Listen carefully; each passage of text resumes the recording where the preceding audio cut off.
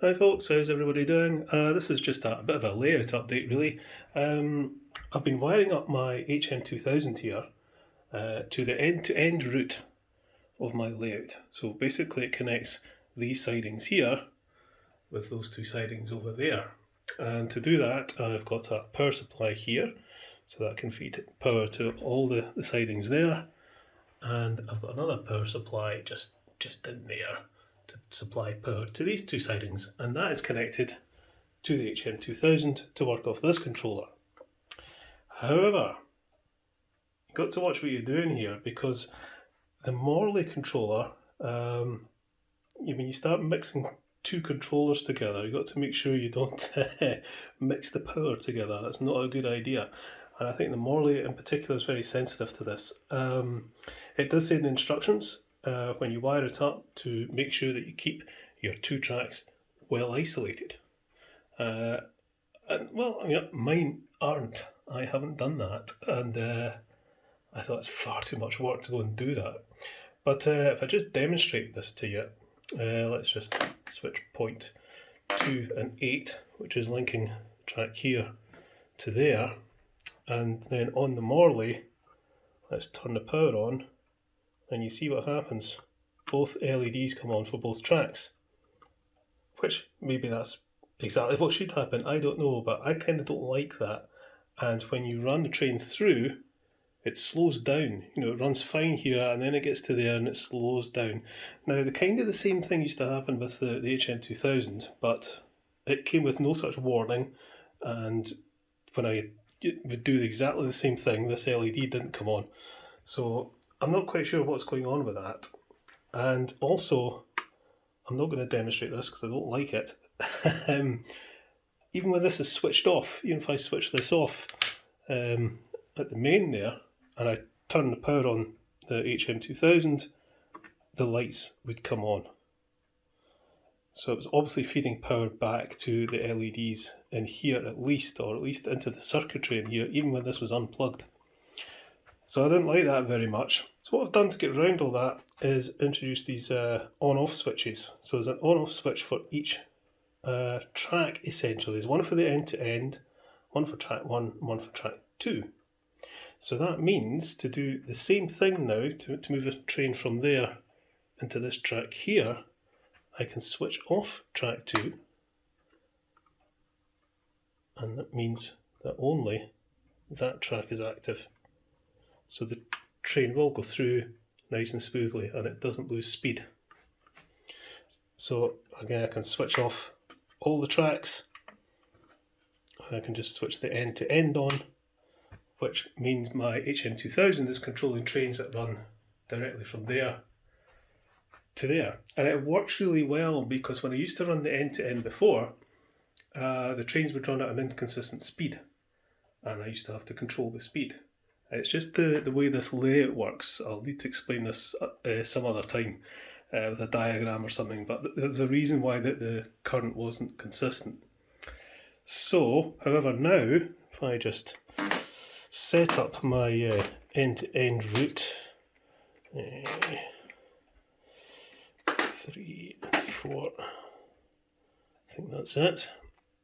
And with tracks 1 and 2 switched off here, end-to-end on.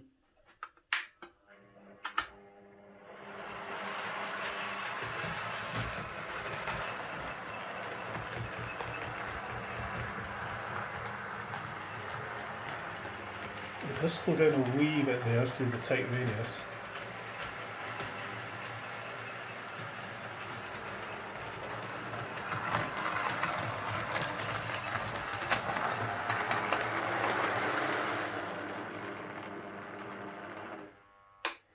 And there we go, and that can run back in the other direction.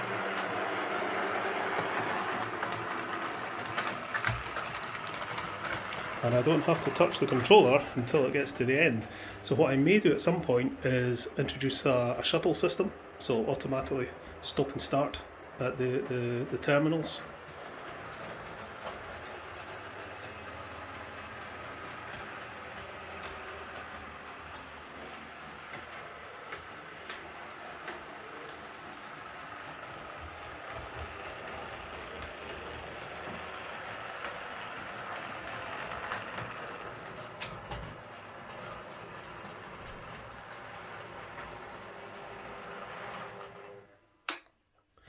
What else have I been doing? Not very much actually. Oh, I have been working on my engine shed. I found an old plastic kit-built engine shed up in my loft, which was falling to bits. So I'm repairing that and painting it and doing it up. I was going to make a video of that, but nah, kind of didn't happen. So that should be done pretty soon, and we'll get that installed here. And then we'll start work over here in redeveloping this as a little goods depot. Locomotives are all running fine, apart from, hang on, let me just show you a couple of things. Okay, so my IVAT class, let's just power it up. It's not running too well. It's a bit lurchy.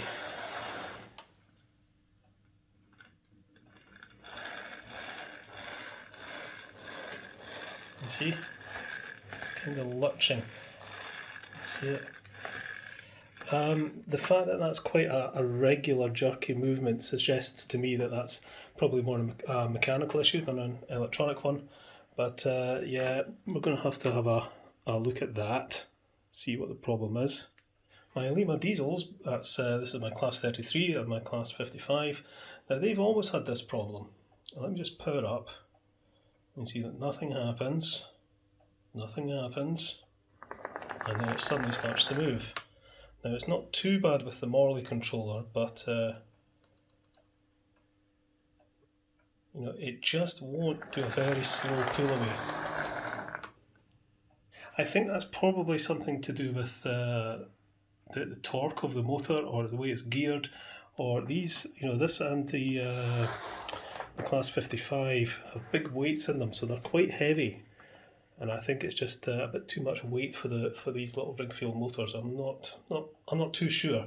However, I've ordered a CD motor conversion kit from the Strathpepper Junction guys, so that'll be a bit of fun, is to replace the Ringfield motor in this class 33 with a CD motor and see if that makes any difference. Just before I go, I just want to say a huge thank you to everyone who's subscribed this past couple of weeks. Obviously following on from the repair video I did on the Mallard, I have, you know, recently just had a huge jump in subscribers and comments and views in my videos and stuff, so you know, that's brilliant. So a big thanks to everyone who's subscribed and commented. It's all good. Right, coming up soon there will be another locomotive repair video. I'm not going to tell you what it is, but there's one in the post. It's on its way, so that'll be coming soon. Right, catch you later guys.